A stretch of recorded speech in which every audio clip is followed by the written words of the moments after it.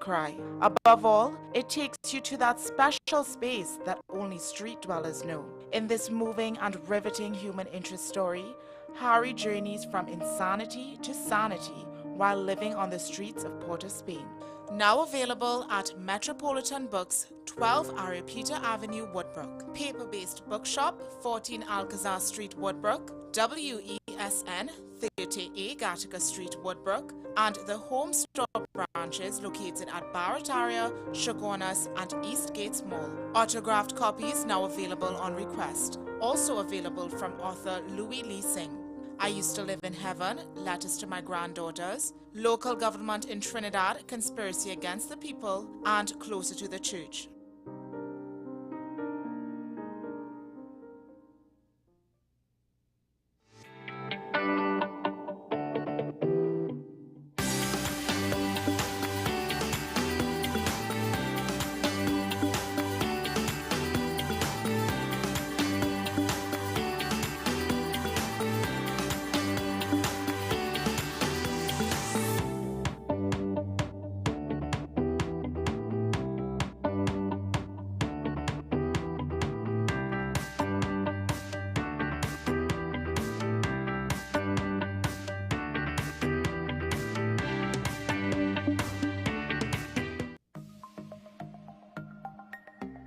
Knowing how to tell authentic is as easy as 1, 2, 3.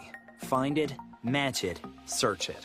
Step 1. Find the style number on the tag. Step 2. Match the style number inside the jersey with the number on the tag. Step 3. Search it. A quick Google search of the style number will verify the jersey is authentic when the search results match the jersey being searched. Don't be fooled by counterfeit jerseys. Before you buy, remember to find it, match it, search it. Fan Zone, 2 locations nationwide. Center City Mall, Chaguanas, and Movietown, Port of Spain. Nationwide delivery available. Simon's Musical Supplies Limited. We are the specialist in new and used musical instruments, carrying top brands like Yamaha, Pearl River pianos, vinyl and Sabian cymbals, Remo and Evans drumheads and Fender guitars, just to name a few. Also a wide assortment of music books, pan and accessories. At Simon's, we service what we sell. Trust the leader. Call us now at 625-6412 or visit us at 20 Board Street, Port of Spain. Transform your home with PCU Plus. From stylish furniture to the latest appliances, we have everything you need to create your perfect space. At PCU Plus, we offer fair prices and affordable financing options that are cheaper than hire purchase agreements. With convenient locations in San Fernando, Tobago, Arima, and our lifestyle showroom in Barataria, you're never far from the best deals. Visit PCU Plus today and discover why we're the top choice for quality furniture and appliances. PCU Plus. Quality you trust, prices you'll love. Visit one of our locations or find us online to start transforming your home today. Fan Zone, your reliable, authentic supplier, has just gotten better. You can now visit our website www.fanzonett.com for your authentic wear and collectibles. The only place where you can use both your Visa debit and credit cards. Visit our website fanzonett.com to make your purchase today.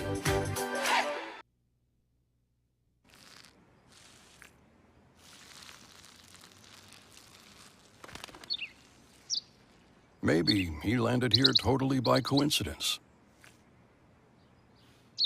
But if by chance he's admiring your fresh coat of Benjamin Moore soft sky blue, well, that's a pretty high compliment. Coming from an expert.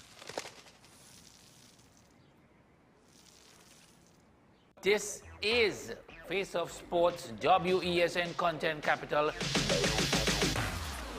How you felt about the kiss on the lip? That's the business. I'm nothing to do with that. I find that was distasteful. The national senior team, whether you like it or not, that is the model for all other teams to follow. I'm assuming that the regional requirement may be a much stricter requirement. This is not about Pro League and Super League. This is a league run by the Normalization Committee that I'm responsible for. Nobody expected FIFA to fund this arrangement. If we don't get a professional attitude towards this, we are doomed for failure. You break the balance, trip the leg, control the body. They ain't gonna stand put Why forever. you want the Chiefs to lose so? Why you want the Chiefs to lose so? They already have two. Lamar don't Why? have. You're jealous because you know the Chiefs getting closer to the Patriots. Let's go to the last part No, of this game. not no. Let's go to the last part.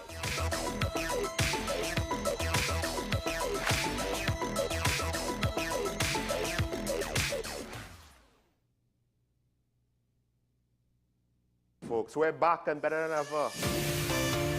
Your show have always appeared to be a show that is focused on going to the cause or looking to the cause. We hardly ever talk about the white-collar crime, though. We always talk about the ones that involve more as physical violence against individuals. The citizens will only measure transmission when water starts to flow through their taps. The Constitution doesn't talk about local election. Contract mafia that's responsible for looting the country, and they own and operate these politicians. So if you are running a country and you can't say nothing as a prime minister, please take up your bag and go. It is not comparative to the murder figures, but it is in fact very high. I believe he's protecting certain individuals.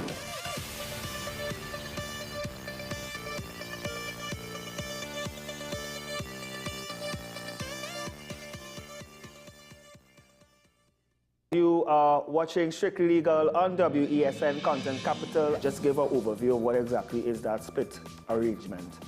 Nah, you don't need to register nothing. You don't need. We can do that another time. But then it becomes a hit, and then everybody starts to want to claim.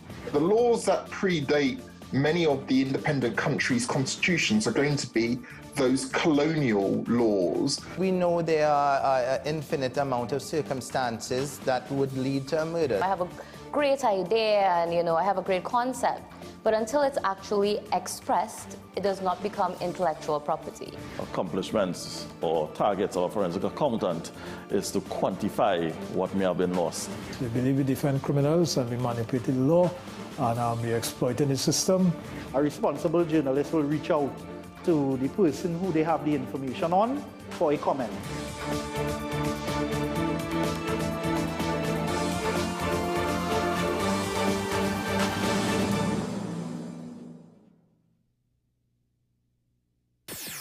WESN.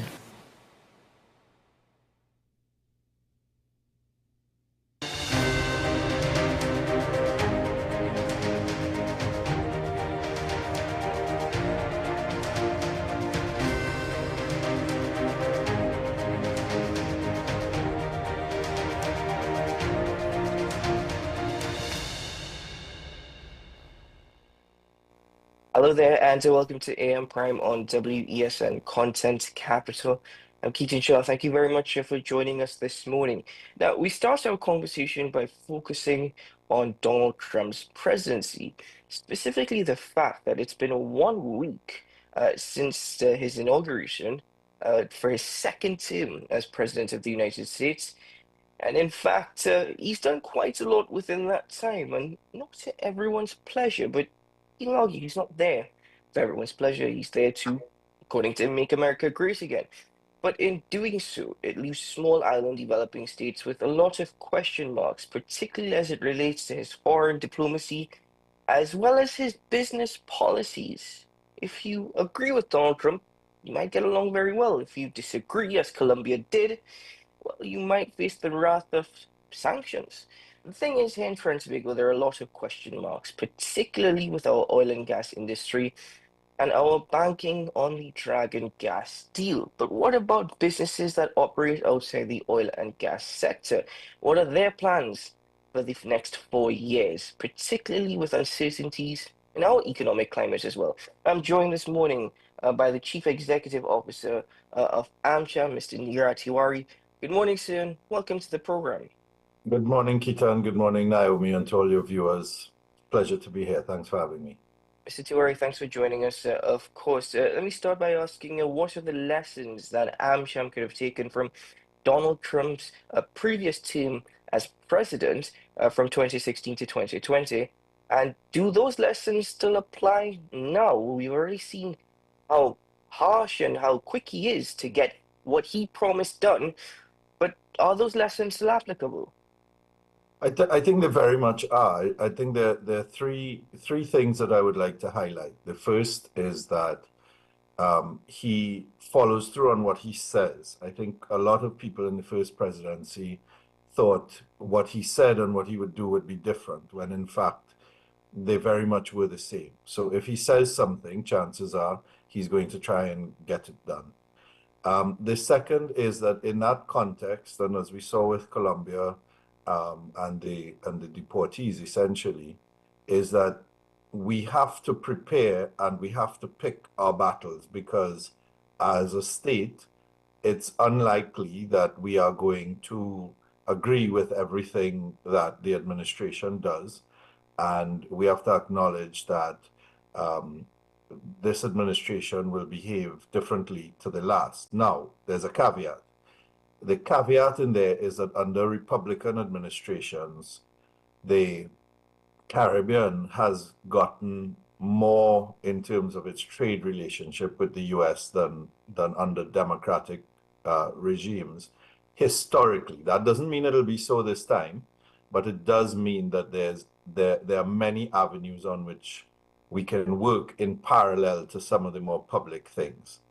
And the third is that the Trump administration prefers bilateral transactional relations than relations that are multilateral. So what I mean is he prefers to work directly with individual countries as opposed to, say, CARICOM as a bloc, whereas the Biden administration was very much interested in working with CARICOM as a bloc, and then if there are specific things to do with countries, they were doing those things.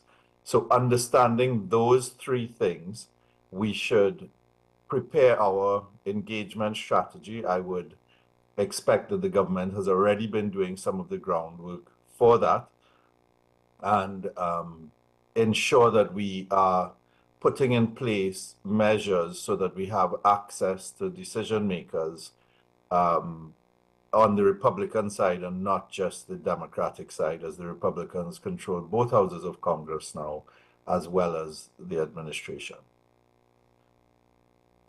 Mr. Tiwari, in that regard, is it a bit more to TNT's detriment that he much rather work with countries through bilateral relations rather than multilateral relations, in the sense that TNT is also working with other countries, most notably Venezuela, in respect to our oil and gas sector and the future of our oil and gas sector. So is that something that could be seen as detrimental?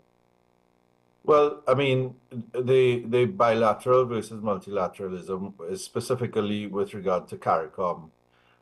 It's unlikely, I mean, the relations between Venezuela and the US have also been sort of bilateral, if you would even call it that, over the past several decades, because of the nature of the regime and so on over there.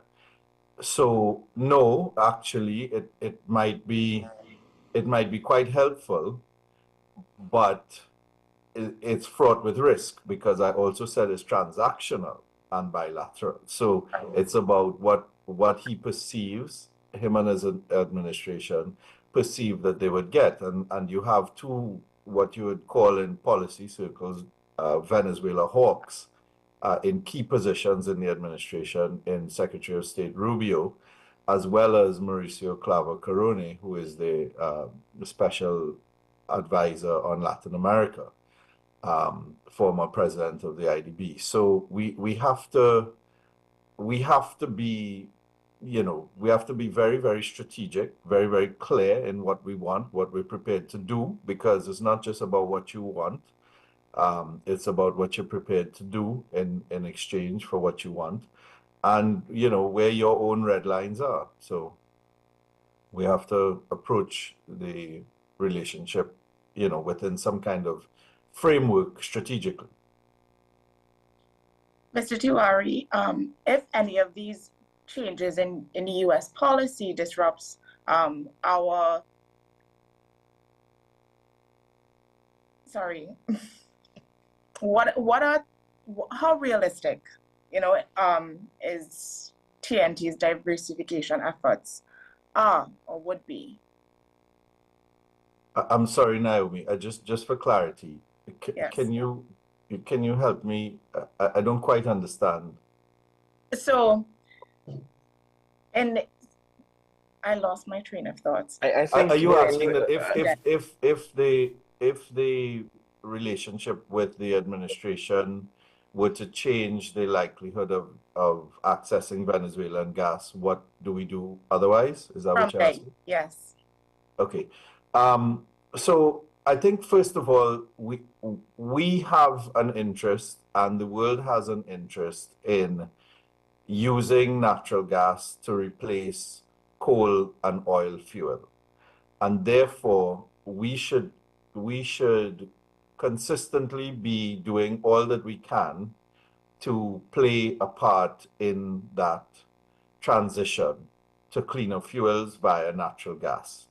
It would be lovely if we could not use fossil fuels at all and find alternative sources of energy or ramp up safe nuclear or anything like that. But it's not likely that we will be able to do that in any short space of time. So I would say we have to continue working strategically, because it's not just everybody's talking about Dragon, but there's the BP's cross-border fields as well. And I think, you know, there's Loran Manatee. So I think that there are other things that there are multiple fields at play, right? And so we need to continue to try and see how best we can access those different pools of gas.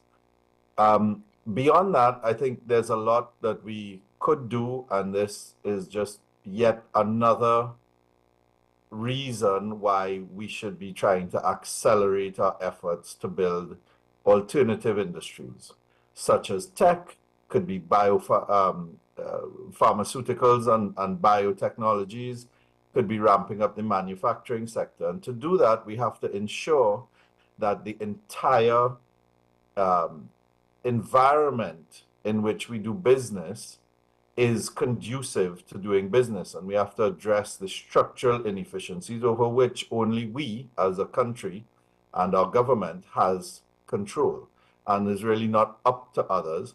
We also have to strategically look to see where there might be alliances, greater alliances to be had to increase trading arrangements in the event that the US becomes a more hostile market with tariffs and so on. But I don't expect so. The US has been our most consistent trading partner for all of our independent life as a country, and I expect that that will continue to be so, although it will be different undoubtedly going forward. In respect to the current state of doing business, how would you describe the environment?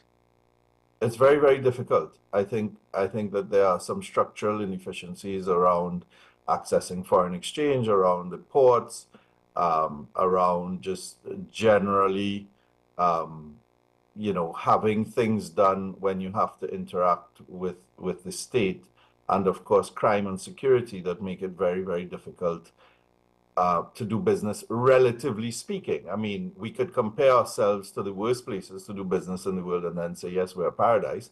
And let's be clear, we are a much better place to do business than many other countries. It doesn't mean that we can't be much better.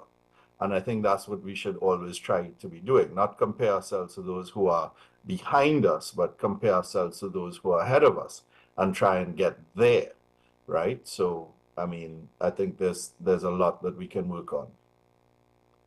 And that's a very good point there, Mr. Tiwari, in respect to comparing us to those who are ahead of us as opposed to those who are behind us. And I think we tend to do the latter more than anything else. But given your description of the current state of the business environment, and noting that you also indicated early in the conversation that it's going to be a bit difficult because at times you're going to have to pick and choose, especially as it relates to Donald Trump's presidency. You indicated that we should have plan A, plan B, plan C, sometimes even down to D, E, and F. But given what you've described, how challenging is it to actually have plans and for those plans to be executed?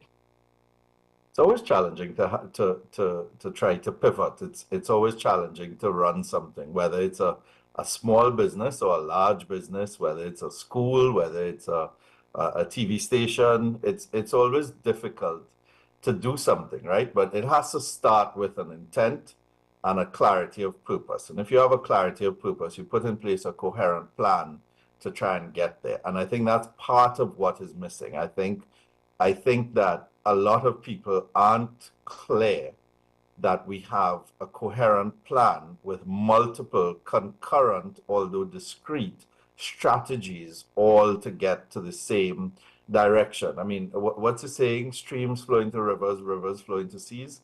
So we need to sort of take that kind of approach, ensure that there's consultation and collaboration, which also is not as effective as it should be, whether it be on the crime fighting front, whether it be on the economic reforms front.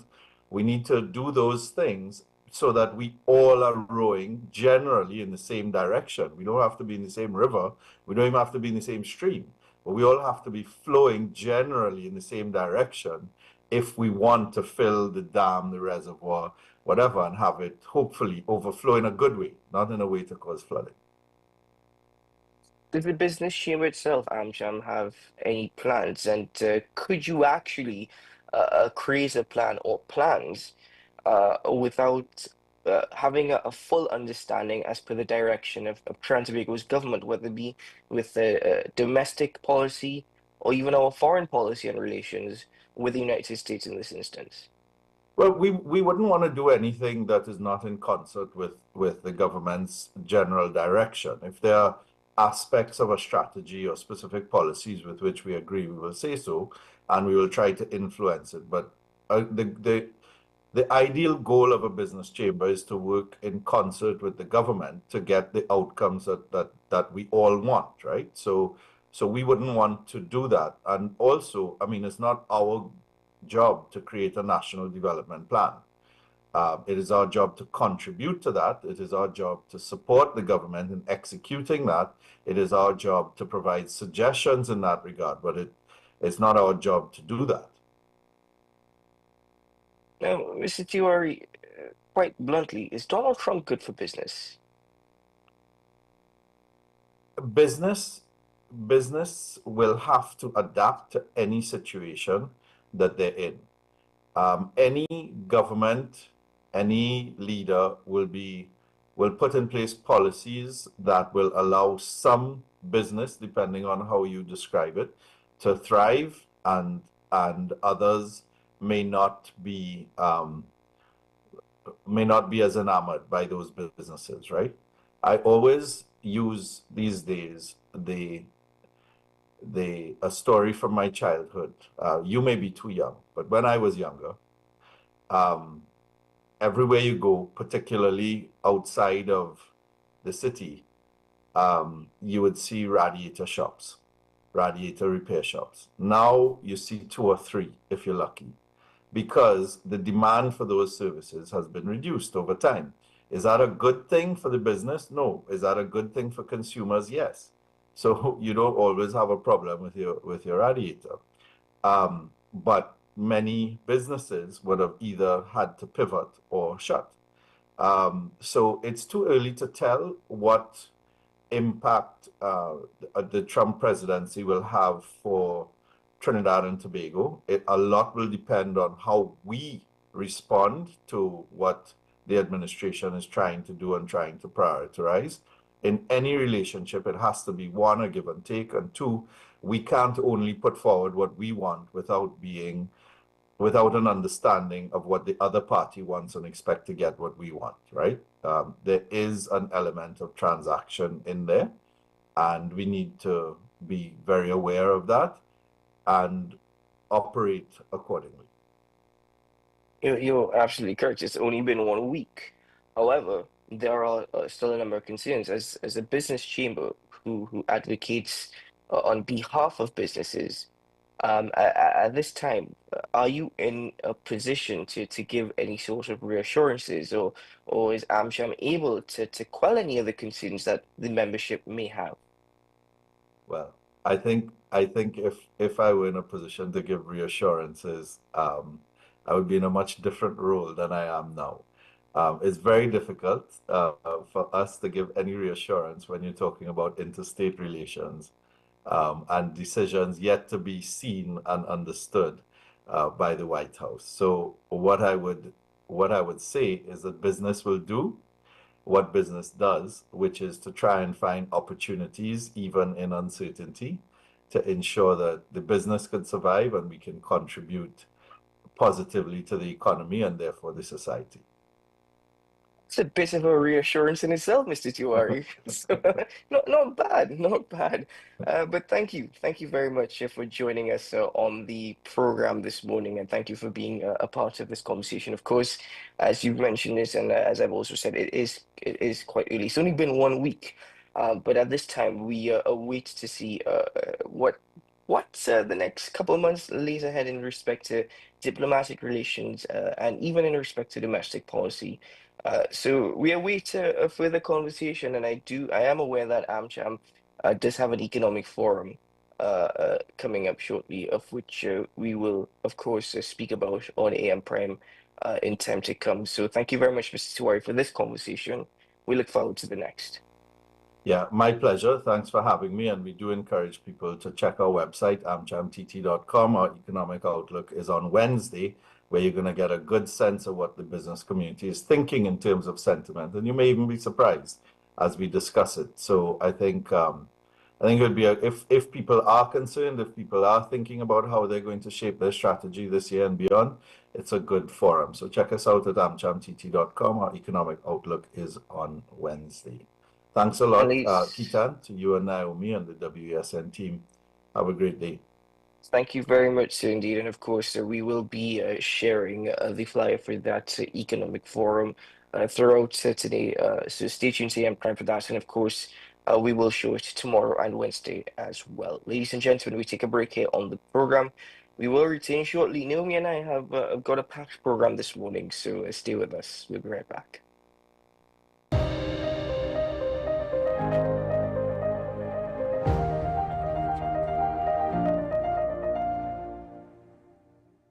Transform your home with PCU Plus. From stylish furniture to the latest appliances, we have everything you need to create your perfect space. At PCU Plus, we offer fair prices and affordable financing options that are cheaper than hire purchase agreements. With convenient locations in San Fernando, Tobago, Arima, and our lifestyle showroom in Barataria, you're never far from the best deals. Visit PCU Plus today and discover why we're the top choice for quality furniture and appliances. PCU Plus. Quality you trust. Prices you'll love. Visit one of our locations or find us online to start transforming your home today. Do you need treatment for obesity or any related abdominal procedures? The community hospital now offers minimally invasive laparoscopic surgery done by an American-trained, board-certified surgeon with over 20 years' experience. Give us a call at 235-5479 for more information. The Community Hospital of Seventh-day Adventist, where good private health care is affordable. Simon's Musical Supplies Limited. We are the specialist in new and used musical instruments, carrying top brands like Yamaha, Pearl River pianos, vinyl and Sabian cymbals, Remo and Evans drumheads and Fender guitars, just to name a few. Also a wide assortment of music books, pan and accessories. At Simon's, we service what we sell. Trust the leader. Call us now at 625-6412 or visit us at 20 Board Street, Port of Spain. The best birthday gifts are at dbesttoys.com. Shop for the best brands you love at the best prices. Like VTech, Leapfrog, Fisher-Price, Play-Doh, Hot Wheels, Bobby, Cocomelon, LOL, Baby Alive, Crayola. Visit us in-store at Forces Flagship MacBean. Shop online now at dbesttoys.com. Order via call or WhatsApp at 32DBEST to order. And remember, we have the best toys at the best prices.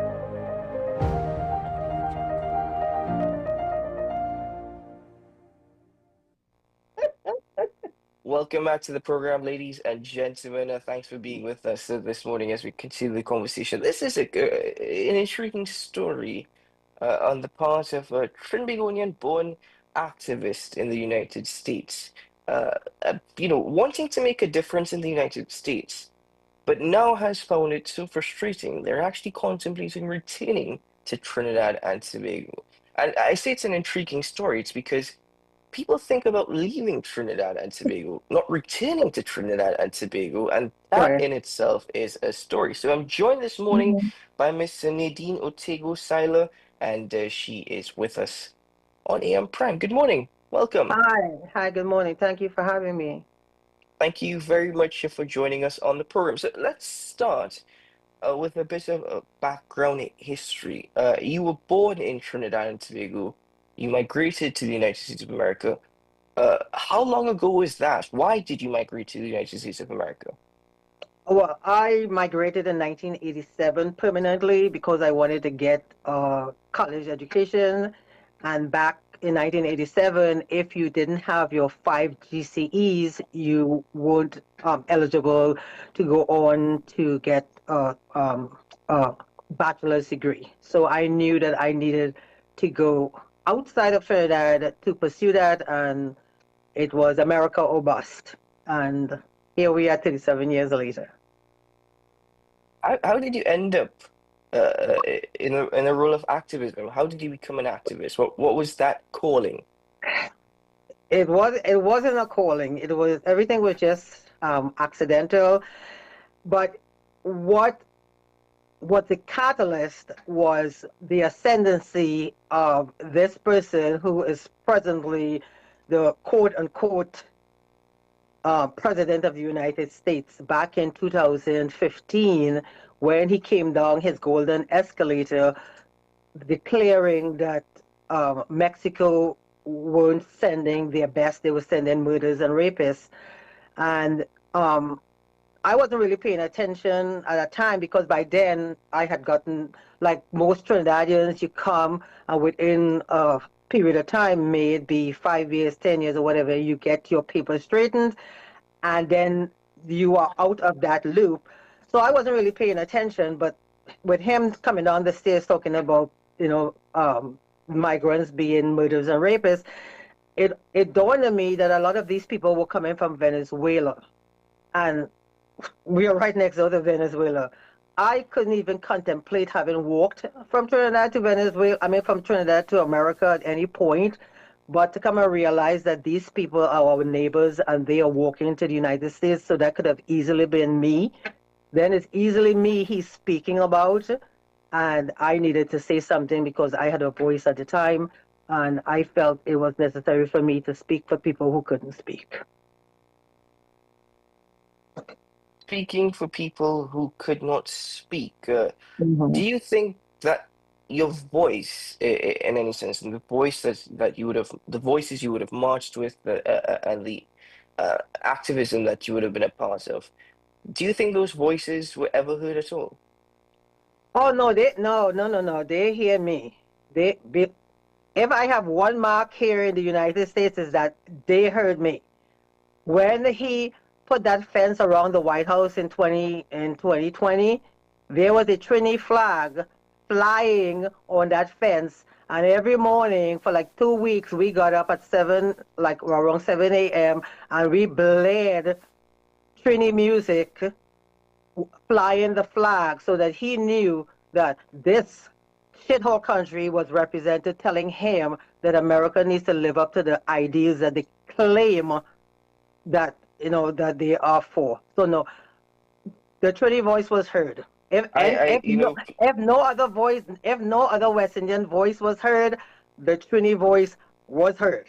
Yeah. Please forgive me. I'm asking a Trinbagonian whether or not they think their voice was heard. What am I even thinking? Oh no! He knew, and they know that I was there, and they know that I am here. And again, America goes around the world. America goes around the globe, destabilizing countries in the name of democracy, quote unquote. So to have to be in this country right now is at the height of hypocrisy. So it's just very difficult for me to be here and to have to be around these people who are preaching to the world about one thing, but we are living something else right now. No, so yeah, he'll hear me until I decide to leave. Miss Seiler, so based on that, what you're saying, you've also said you don't want to be a part of what you called the hypocrisy of American exceptionalism. Correct. Yes. So Definitively. tell us a little bit more on that. Just explain what you mean by that. Okay. Again, so people, we have this, in the activist community, people, talk about revolution, and people talk about what America has done in terms of imperialism and colonization. And we talk about it in this abstract, but it's not an abstract. America literally goes around the world. The CIA and all these other covert agencies go around the world destabilizing countries, El Salvador, Nicaragua, Panama, all these countries, because they have some interests that they want. They want to they want to rape the resources to make America and the Western world great, right? So when they go in and they destabilize these countries, these immigrants' lives are affected, and then they start pouring into America, and then these people here who are benefiting from the destabilization around the globe get mad because the people whose life they affected because they are so greedy and everything here is about money, money, money, above humanity. They are mad that these immigrants are coming here. So we have this catch-22 in this country, and I have to live among these hypocrites who are always claiming to be godly and to be of God and welcoming when they are not. So personally, for me, I don't want to have to be walking next to or standing next to somebody who's smiling in my face and telling me about God and Jesus and whatever, but in the same breath is not accepting the immigrant that the Bible talks about that you should be accepting in your country and treating well. So the blatant hypocrisy that these people practice here on a daily basis, it is just too much for me to take. And for me, the exception, as I said, the exceptionalism of America is hypocrisy. And I'm just right now at this point in my life, America is just one country in 195. It is not the world doesn't revolve around America. So, and it's a hype. It's really hype about people coming here. Once they come here, they realize this country is not milk and honey. People are very racist. People are very stupid. They are easily susceptible to misinformation. With all the resources that we have here in this country, the people here are like really, really, really, really below intelligence. The thing is, Mr. Sigosala, the interventionist approach from the United States in other nations' affairs did not start under Donald Trump. This started way before Donald Trump. Oh, and the thing is, too, the racism that exists in the United States of America started way before Donald Trump as well. So why is it that Donald Trump's presidency in particular that has you with a bitter taste in your mouth as it relates to the United States of America, which has been your home for the last 27 plus years? Okay, so I came in 1987, and 1987 was the tail end of the civil rights. 1965, the Civil Rights Act of 1965, when they were trying to have America live up to her ideals, right? They were putting in place equal opportunity employment, the Equal Opportunity Employment Act, where they were trying to give parity to people when they're going into the employment. So it wasn't always the last hired and the first fired. I was on the tail end of that. So I lived in an America that was trying to live up to her ideals.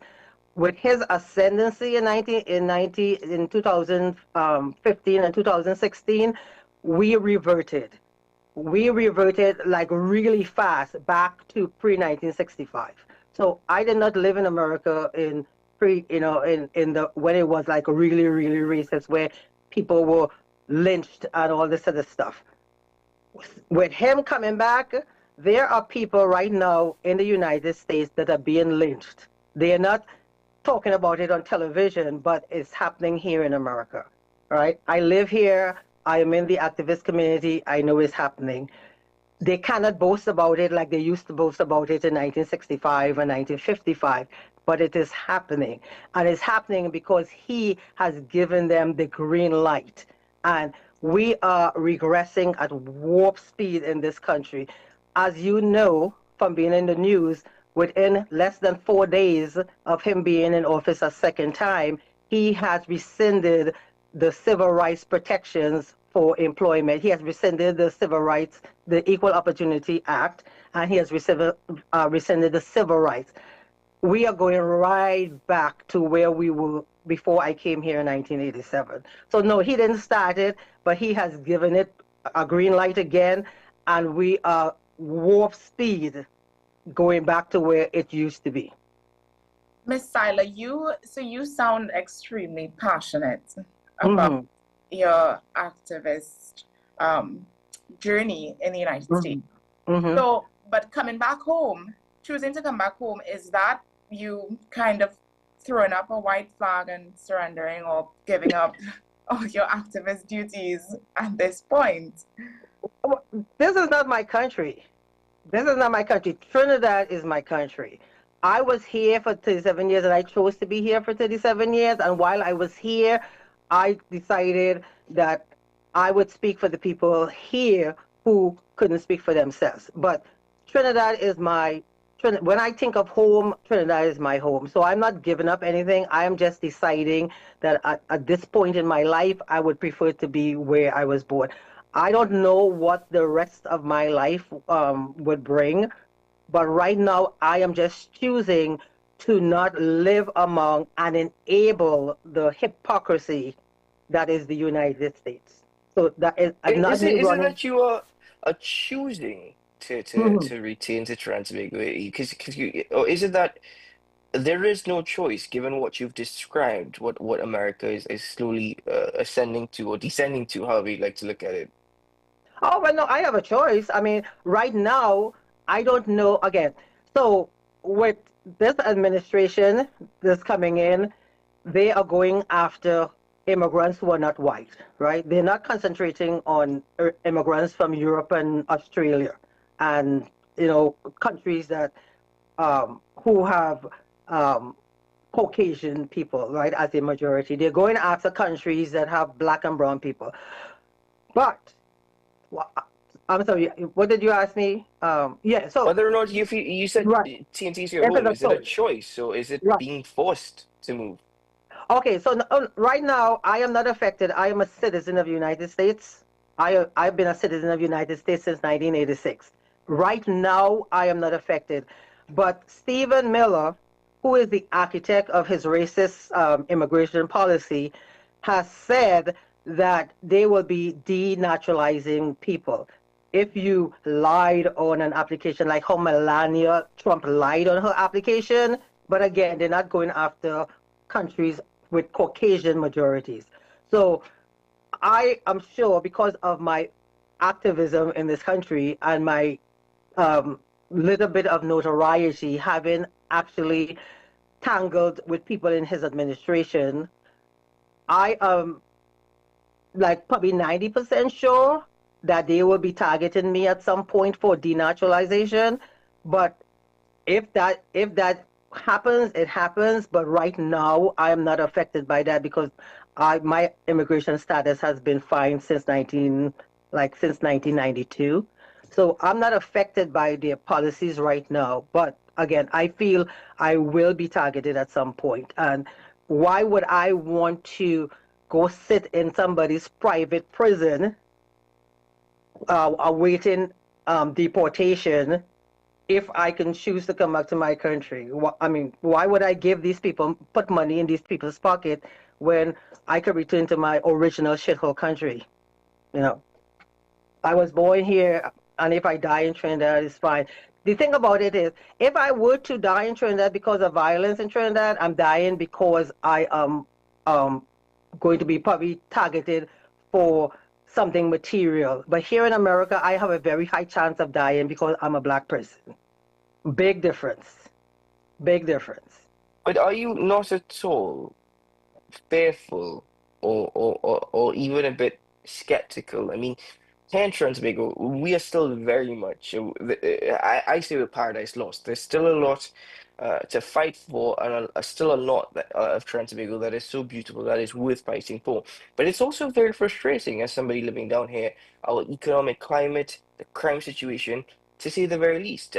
And to be honest with you, there is still a bit of racism that exists in Tobago. We just don't like to talk about it. We tend to turn a blind eye to it and ignore it as though it doesn't exist, but it is still very much present in Tobago. Isn't that a bit of a turn-off for you? Isn't that a deterrent at all?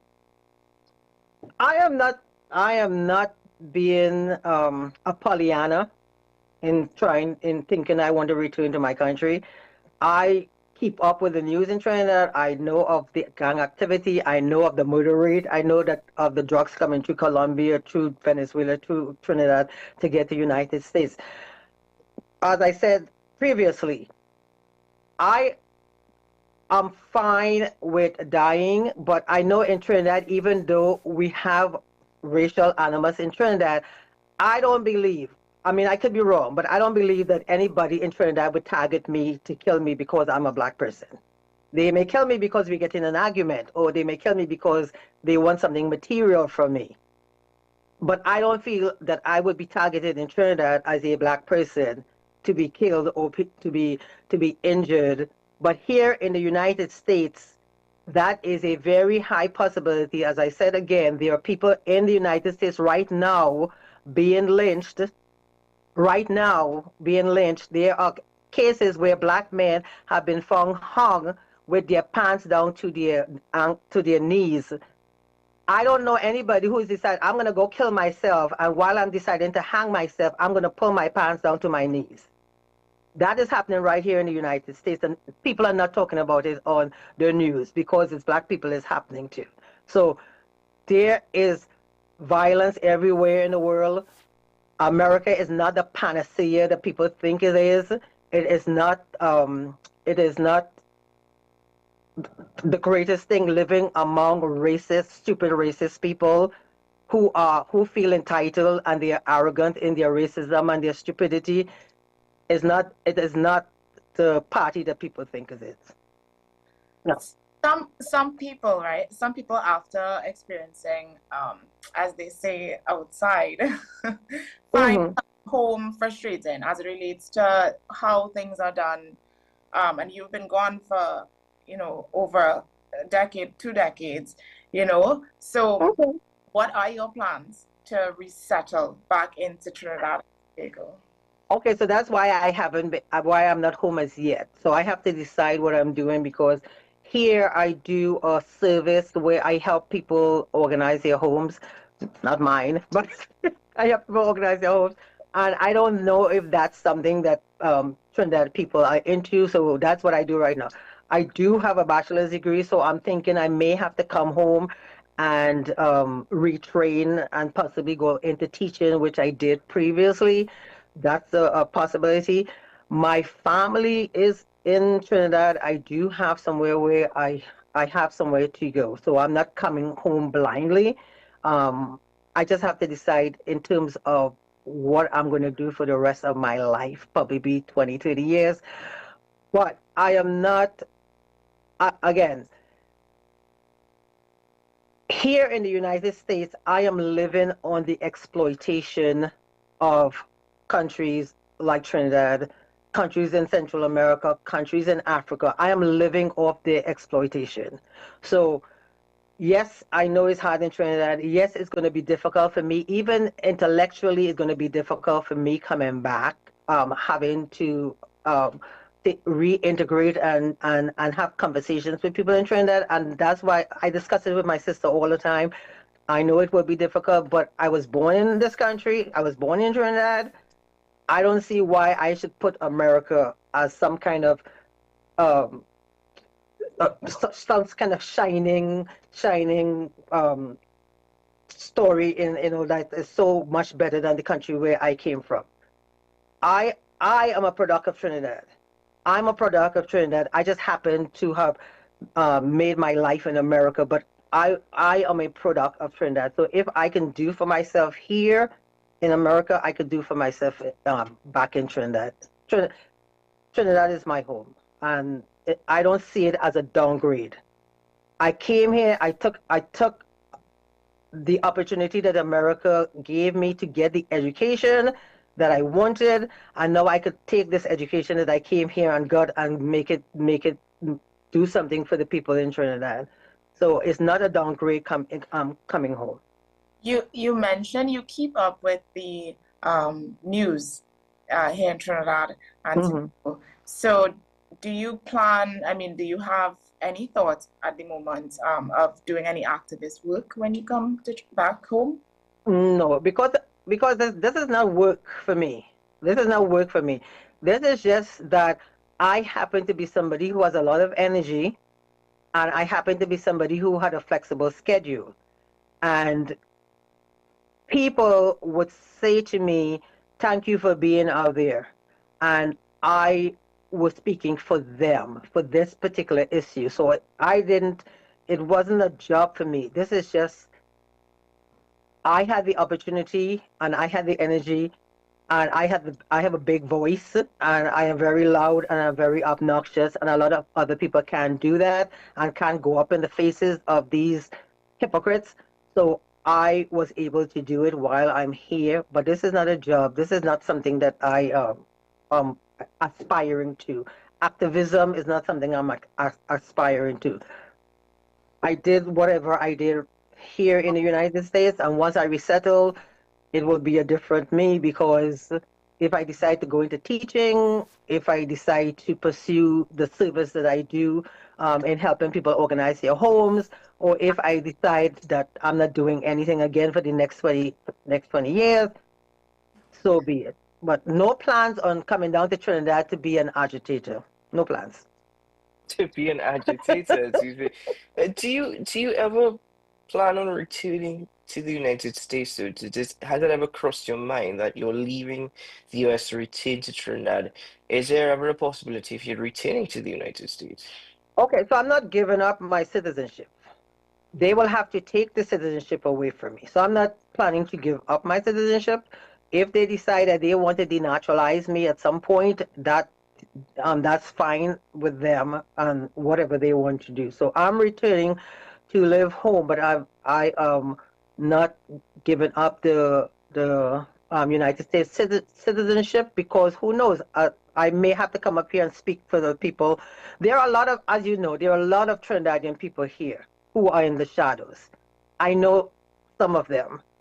I'm like really concerned about one person. He has been here 27 years. I met him maybe like probably 12 years ago, and he still hasn't gotten his situation straightened out. And there are a lot of immigration activity around where he's at. So I'm like really concerned about him. So if I decide to come home and I stay home or whatever, and it really heats up, really heats up here, and they happen to denaturalize me, and I could come back, who knows? I might come back, because I have a lot of people here who don't want me to leave. So there is a chance that people would say, "Oh well, Nadine, if you can come back for like a week, or if you can come back for a month, or whatever it is." I don't know. I don't know what the future is, but Trinidad is not. Trinidad is not this end of the world and everything is so bad in Trinidad that that immigrant who left 37 years ago is not wanting to come home. I don't see it like that. My sister is there. My sister has a good life. She's not anybody rich. But she has a good life, and I don't see why I can't come back to the country where I was born and just be glad to be there. Interestingly, at the start of the conversation, I did indicate that for me, I was a bit baffled because there are those who I know of, and the conversation has revolved around people wanting, particularly young people wanting to leave Trinidad and Tobago, exit Trinidad and Tobago, and migrate. And though there hasn't been any sort of specific places, it's always thought of all the United States, Europe, etc. for migration. Young people want to do that because of a lack of opportunity, and even a lack of hope in Trinidad and Tobago. So yes, you can live a very good life, but there are some young people who feel that that can't happen.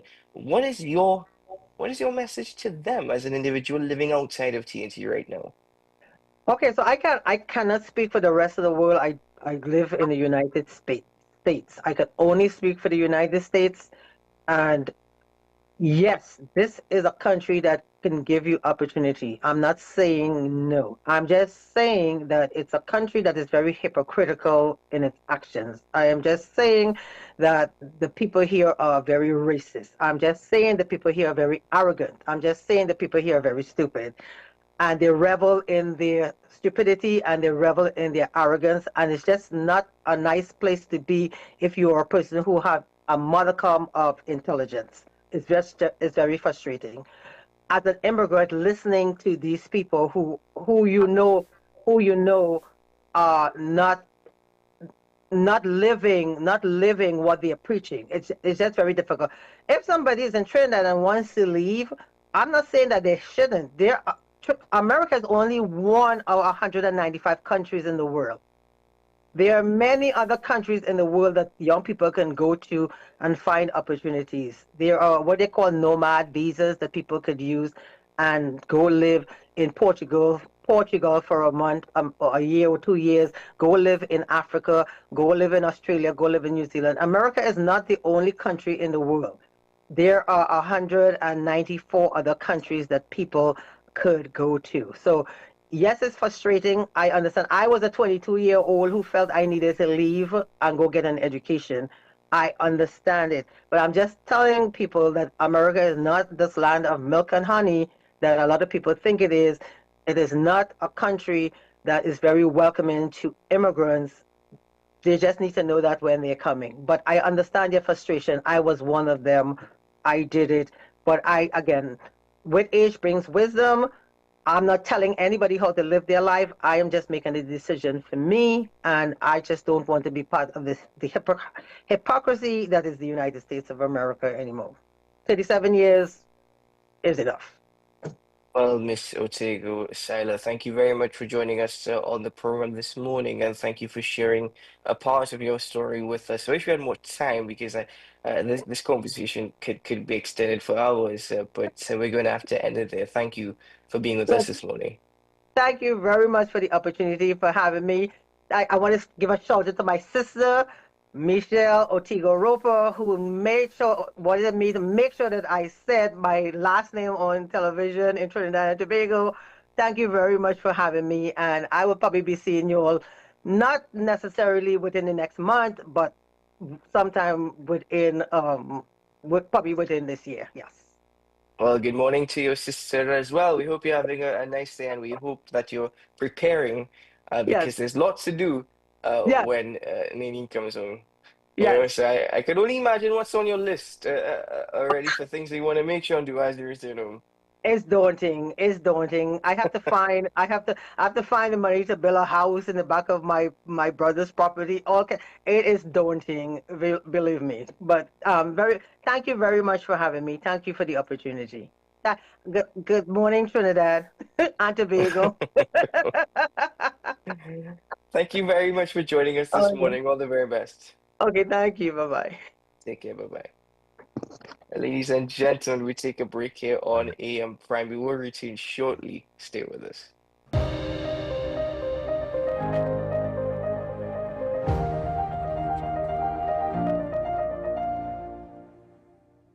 SM Group International Limited, your solutions partner for the latest innovations, brands, and competent staff to meet your needs.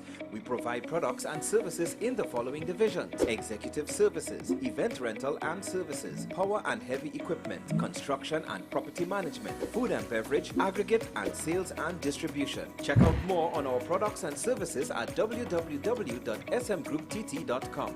Contact us at 221-7445 or email at info@smgrouptt.com. We are SM Group International, your solutions partner. FanZone, your reliable, authentic supplier, has just gotten better. You can now visit our website www.fanzonett.com for your authentic wear and collectibles. The only place where you can use both your Visa debit and credit cards. Visit our website fanzonett.com to make your purchase today. Transform your home with PCU Plus. From stylish furniture to the latest appliances, we have everything you need to create your perfect space. At PCU Plus, we offer fair prices and affordable financing options that are cheaper than hire purchase agreements. With convenient locations in San Fernando, Tobago, Arima, and our lifestyle showroom in Barataria, you're never far from the best deals. Visit PCU Plus today and discover why we're the top choice for quality furniture and appliances. PCU Plus. Quality you trust, prices you'll love. Visit one of our locations or find us online to start transforming your home today.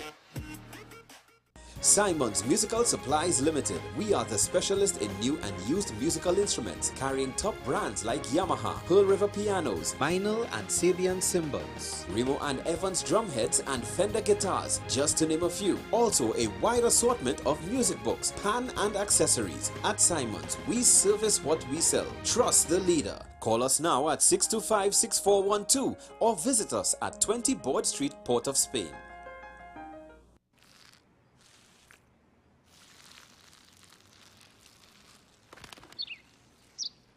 Maybe he landed here totally by coincidence. But if by chance he's admiring your fresh coat of Benjamin Moore soft sky blue, well, that's a pretty high compliment. Coming from an expert. My name is Dr. Stephen Carroll, the CEO at Community Hospital of Seventh-day Adventist, and we are committed to making good private healthcare affordable.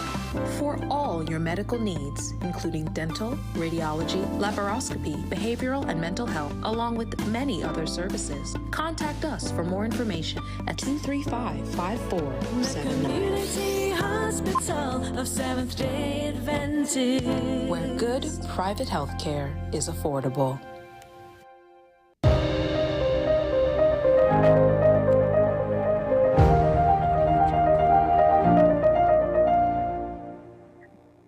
Welcome back to the program, ladies and gentlemen. Thank you very much for joining us on the program this morning. Gets into our final conversation, and there's always something positive happening in Trinidad and Tobago, and we are pleased to have the opportunity to highlight such. This time, the women parliamentarians of Trinidad and Tobago, they're thrilled to announce the return of the Yes Leadership Program 2025. And this morning, I am pleased to introduce you not one but two guests as part of the Yes Leadership Program. First, I'll introduce the former co-chair and member of the program, Ms. Sophia Choate, Senior Counsel. Good morning and welcome to the program, Ms. Choate. Good morning. Thank you for having me. Thank you for joining us. And also joining us this morning is the co-chairwoman of the Yes Leadership Program 2025, Ms. Stacey Ripnarine. Good morning, Ms. Ripnarine. Welcome. Hi, good morning, and good morning to Trinidad and Tobago. Well, thank you very much for joining us. I'll start with you, Ms. Ripnarine, by simply asking you exactly what is the Yes Leadership Program? What is the purpose of the Yes Leadership Program? So the Yes Leadership Program, this is actually our second year of running the program. It is a Young Women Empowered to Serve program. It is a leadership program designed for women between the ages of 18 to 29, where we offer a focused training, we offer workshops and mentorship to young women to encourage them to get into leadership positions, not only at the parliament level, but also decision making in general. Part of the problem that we have globally is that we do not have enough women serving in leadership position and decision-making positions. And this is something that obtains across the globe. Globally, parliamentary representation of women is somewhere around 30%. Now, that is just not good enough. We are 50% of the global population, and therefore we really have to look at ways to increase these numbers and also to ensure that young women are encouraged to serve in leadership positions and that when given the opportunity, that they are well equipped to do so. So this is the second year that we're running this program, and this program is being co-chaired by myself and Amrita Devanarayan, former independent senator. And we report to the Projects and Program Officer of the Women Parliamentarians of Trinidad and Tobago, who is Ms. Carolyn Sipasad Bechan. And Carolyn would have been co-chair with Sophia the last time around. So we have the benefit of that experience to now enhance this cohort. Well, coming to Ms. Stewart, given that you are a former independent senator, you are also a former co-chair of this program. What do you think are the qualities or the skills that are necessary for a woman parliamentarian, particularly given your experience? For a woman parliamentarian generally, or just for an applicant? Well, no, just generally speaking. We'll get into the applicants in a bit. Well, you could have a variety of skills. In fact, many people who come to Parliament know very little about the parliamentary procedures, and they learn as they go along. People come in there who are engineers, doctors, lawyers. Some have not had a university education. So they bring a variety of life skills and work skills to Parliament. People, I think, and I have said this before, are of the view that Parliament is predominantly filled up with lawyers. That is not the case. You have economists, you have people who are experts in information technology. You have different people with different backgrounds and levels of education. So I suppose it depends on how you get to Parliament, whether you are an elected member or whether you are a senator, in which case you are appointed. Well, in that case, Mr. Narim, I'm coming back to you now because as part of this program, you indicated that there are a number of workshops and sessions. Could you kindly please elaborate a bit more on what these workshops entail, what these sessions are about?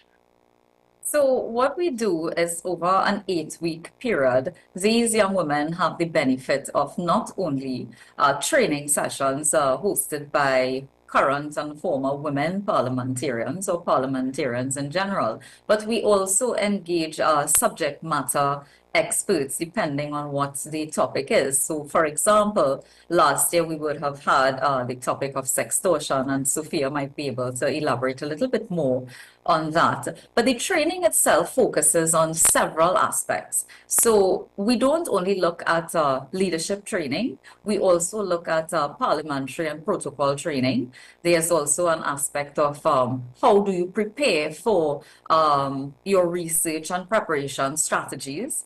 We also had a component in the last session where we did how to use artificial intelligence and how to use it effectively.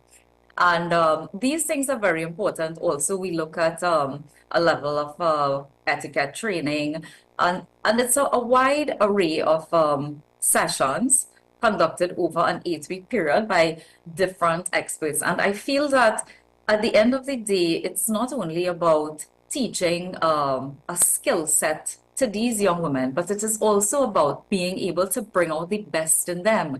Because when you are a leader and when you have to sit in the parliament and represent people, people want to know who you are. People want to see the authentic you. So it's about how to enhance these qualities in these young ladies. And we saw the difference in the last session where we had you know, these young women coming, they're all bright-eyed and bushy-tailed looking to learn. And we had so many of them leaving the program, so confident and ready to take on advocacy and challenges in Trinidad and Tobago. And this is what we are about. This is what this organization is about. It's about building the younger women to encourage them in leadership. And if I may, in my own experience, getting involved in politics at the age of 25, I really wish that I had benefited from a program like this, where you have so many different women across section, across various political parties, and you're able to now benefit from their experiences. The thing is, the best way to empower anyone is through education. Education equals empowerment. Ms. Rutmer, in your particular case, you were baptized by fire, you know, and with the skills and with the experience that you have, you're now able to pass that on. Coming back to Ms. Stewart, in fact, as an independent senator, as a senior counsel, the experience is incredible. But I'd like you to speak to us a bit of last year's cohort. What transpired in last year's program? So I ought to say that we were pleasantly surprised when we saw the number of applicants we had for the program. We had close to 200. And when we sifted through their applications, these were really women with considerable depth of character at a really young age and experience. It was quite encouraging to look at the quality of the candidates. And when we met them in person, we realized that our job was really not going to be that hard, because these were people who were bright, they were eager, they were invested in their country. They saw themselves as future leaders. They wanted to learn how to become better leaders, even though some of them already were carrying the leadership mantle on their shoulders. So they learned a lot of things. They learned things about Parliament, unique to Parliament. What's the Constitution? When you take the oath, what does that mean in the context of Parliament? They learned about parliamentary procedure and protocols. That's essential. They learned other things which I think were useful. How do you organize yourself to prepare for a particular time frame? They learned mind mapping skills. They learned what were the pros and cons of using AI, for example. They learned about the research topic. They learned about advocacy. They learned how to deal with the public, and so on. So those are just some of the things which I've highlighted, which they learned over a 3-month period. There were courses given to them during that period, and they were required to attend.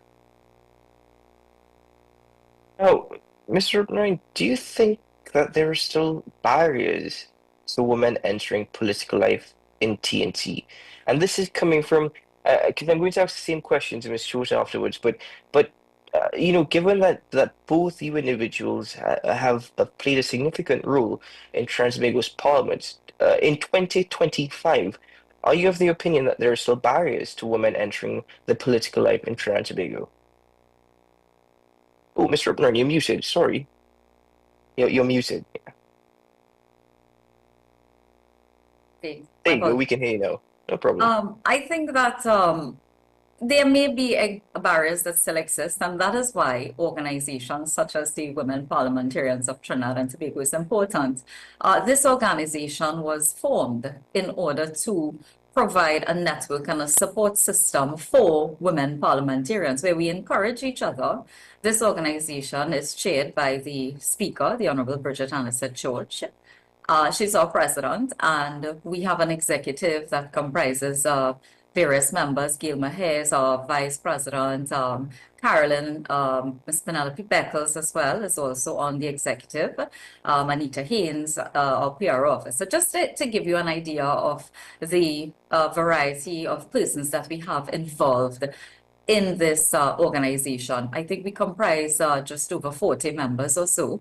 And it really is a support mechanism so that we try to encourage each other. There are certainly challenges that women face in Parliament, and we try to help each other through that. Everybody would have probably had different experiences, and we all have the benefits of each other's experiences. And through this program, this is our flagship program, we really intend to now share these experiences and mentor these young girls so that they can have the benefits of that. And some of them might be further encouraged to develop long-term careers in Parliament. This is where we feel that we could help to make a difference in terms of increasing the numbers of women parliamentarians. And I feel like this is how we break those barriers. This is how we encourage and support each other so that we empower the next generation to make it easier for them. And we pass the baton on. Ms. Stewart, your response to that question in respect to barriers. Are you of the opinion that in 2025 we still have significant barriers to women entering political life in Trinidad and Tobago? Oh, no, you're muted. Sorry, yes. No, that's fine. Entering political life, I suppose from the electoral perspective, yes, there may be barriers because we are now seeing that the screening process is happening for both major political parties. I'm not entirely sure how that works. I know Ms. Rupnarine would be better placed to advise, but it would be interesting to know how many women have put themselves up to undergo this screening process.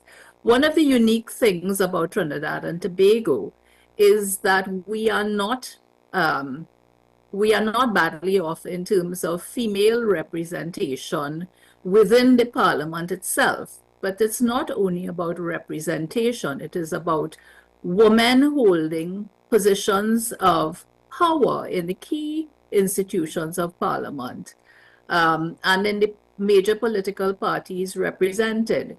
So it's not about one woman in one party or one woman in another party. It's how many women of quality are given positions of power in these parties, and whether these women represent a wide segment of society.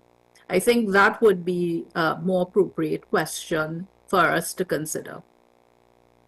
A fair point, Ms. Rupnarine. Registration is open. Where can people register? Who can register? Okay, so registration opened on the 15th of January and will run until the 12th of February. It's a very simple application this time around where we have a form that you can download on any of our social media platforms at Women Parliamentarians TT, that's the handle. And more information, you could also email us at womenparliamentarianstt@gmail.com. And the registration form has to be completed. We are also asking this time around for a video where participants can tell us a bit about themselves, whether they have any sorts of passions, advocacy, leadership, and they submit that video together with the application. Persons have to be between the ages of 18 to 29, like I said before. And then we will assess these applicants. We have a team of assessors from within our organization. And after the assessments are completed, then we start an 8-week training. After that training, we then end with an all-female stimulated debate in the parliament so that participants have first-hand experience of what a debate setting looks like in the parliament. And I feel like that is one of the things that is very unique about this. Not only do they get the opportunity to be mentored and trained by current and former women parliamentarians, but they also have the benefit of an all-female debate. And last year's debate was actually quite interesting, so I'm looking forward to this year's debate. And then there is also a community aspect of this project where these young women now get to utilize their skill set and contribute to a meaningful project in the community. So I think it is quite exciting, and I really want to encourage young women to apply for this program. I also feel that sometimes young women may shy away from programs such as these, but I want to encourage women, whether you feel that a career in Parliament is for you or not, that this is very important for anybody who is aspiring to leadership in Trinidad and Tobago, and the persons who are passionate about being an advocate in their community leaders, or just persons who might have an interest in contributing to a better Trinidad and Tobago. And indeed, based off of last year's, those who participated last year and those who are part of the cohort this year, Miss Bridget Anissa George, President of the Yes Leadership Program, and others. I'll go through their names shortly. It's really quite an experience that is being offered this year. Ms. Stewart, what would be your message to those in encouraging them to be a part of this leadership program, to be a part and to participate, to make the effort to actually put forward an application? Oh, you're muted again. It's exciting. You are going to learn leadership skills that probably you will not learn as intensely, and certainly not learn in this unique environment. These leadership skills will serve you regardless of where you are in life at this point in time. Once you fall within the age group, these are skills which will serve you well for life. So take the opportunity, and it's free. Well, I think when you say it's free, you got a lot of people happy there. Mr. Ripner, sorry, please. No, I said most important. There's no cost, no application fee, and there's no cost to participation. So participants who are selected for participation thereafter. You're speaking the language of Trinbagonians everywhere this morning. But just to actually, as I said, I would go through names. The women parliamentarians of Trans-Tobago, President Honorable Bridget Anissa George, Vice President Gail Maher, Secretary Tina Grolon Nunez, Treasurer Christina Wala Hussein, Public Engagement Officer Anita Haynes Allen, whom I must thank for organizing this morning's conversation with Ms. Rupnarain, and of course Ms. Cho, Senior Counsel, Projects and Programs Officer Carolyn C. Bacon, Mentorship and Training Officer, the Honorable Penelope Beckles Robinson. Those listed names presented with our speakers this morning on the program is absolutely incredible, and there's a lot of experience to be gained from this. If you have any opportunity to work with these individuals, I certainly would encourage everyone to participate. So before we leave, Mr. Ryan, I'm just going to ask you once more, where can people get more information and how they can register?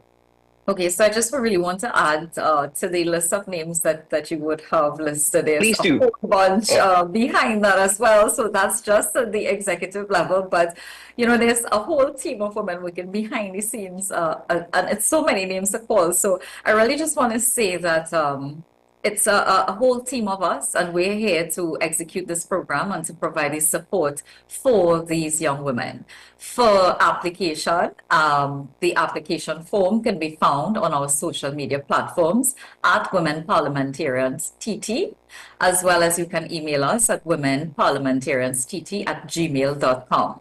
It's a simple application process where you submit a form as well as a video. So I really want to encourage young women between the ages of 18 to 29 to apply for this program and to enjoy the benefits of those who have the experience that they're willing to share to help this next generation.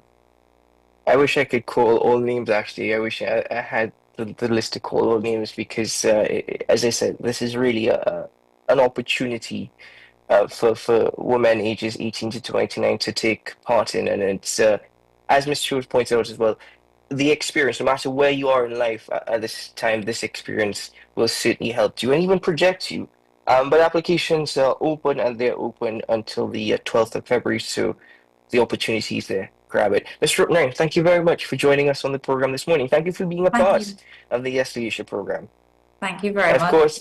And of course, Ms. Schultz, who is the co-chair last year and is still a member, we thank you very much as well for being a part of this. Thank you. Thank you.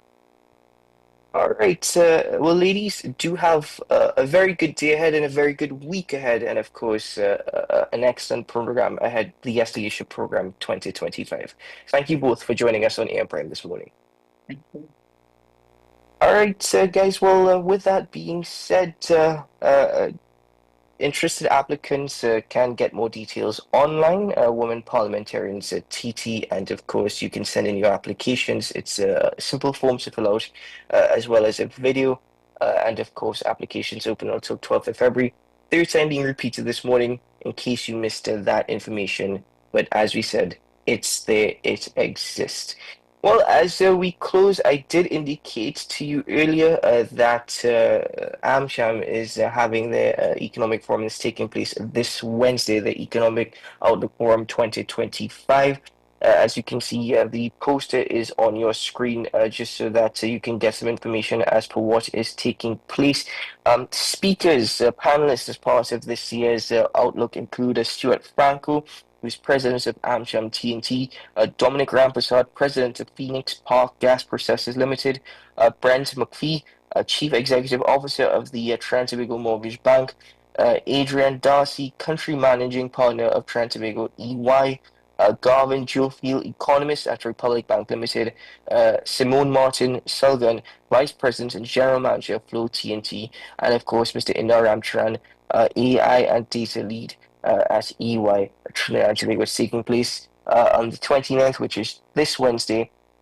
And there is a fee involved, of course. Members of AmCham pay 500 TT dollars VAT inclusive. Non-members pay 600 TT dollars VAT inclusive. But you can call for more information or for any opportunities at 295-4869. That's 295-4869. Or you can register at amchamtnt.com. It's from 9 a.m. to 11:30 a.m. At the Ballroom Hilton Trinidad and Conference Center. So that's taking place this Wednesday, ladies and gentlemen. Of course, I believe that we also do have a flyer for the Women's Parliamentarians of Trans-Tobago, their Yes Leadership Program 2025. We will get that for you and we will share that with you over the course of the next 2 weeks. So stay tuned for that information. But as I said, Women Parliamentarians TT, that is the handle of which you can find more information. There is a website, of course. You can download the form and upload your video should you be interested in applying. And I encourage all young ladies between the ages of 18 and 29 to do so. Well, that's it for AM Prime. Thank you very much for my guests for joining me on the program this morning, starting with Mr. Nirad Tiwari, as we spoke about navigating through uncertainties, of course, with TNT's economic climate and a Donald Trump presidency. Then we were joined by Ms. Nadine Otego-Seiler, just to get that correct, an activist born in Trans-Tobago who migrated to the United States in 1987 on her plans to return to TNT because she says American exceptionalism is hypocrisy. She doesn't want to have anything to do with it again, and so she's returning to her home. And of course, to Ms. Stacey Rippenrein, co-chair of the Yes Leadership Program 2025, and Ms. Sophia Choate, senior counsel, who is the former co-chair and a member of the Yes Leadership Program 2025. Thank you very much for joining us on the program. On behalf of my colleague Naomi and I want to thank you for being with us, wishing you a good day ahead, a good week ahead. I really hope it's a good one, ladies and gentlemen. And of course, we'll all do our part to make it a good one and to make TNT sweet again. But from Ryan Gomez-Burke and Mildwood in studio, and from all of us at WESN, remember, today is a good day to have a good day. We'll see you again very soon. Bye-bye.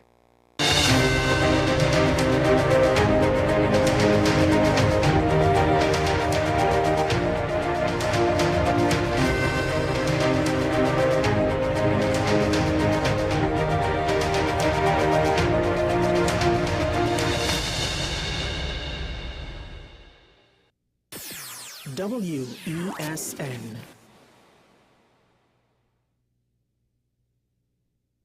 Her voice has mesmerized us for years. And now, in a rare treat for music fans, Shakuntala and Friends in concert, featuring Shakuntala Jangbahadur,